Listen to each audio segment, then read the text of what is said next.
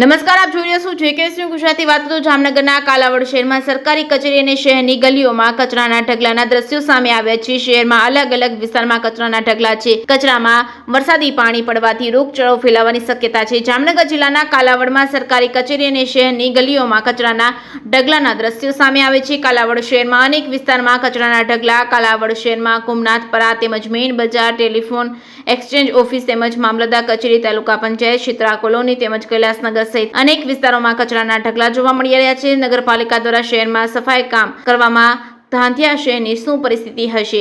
એક તરફ સરકાર સફાઈ અભિયાનની મોટી વાતો કરે છે. શહેરમાં અનેક જગ્યાએ સરકારી કચેરી પાસે કચરાના ઢગલા છે. વરસાદની સિઝન ચાલે છે. શહેરમાં અલગ અલગ વિસ્તારમાં કચરાના ઢગલા છે. કચરામાં વરસાદી પાણી પડવાથી રોગચાળો ફેલાવાની પણ શક્યતા છે.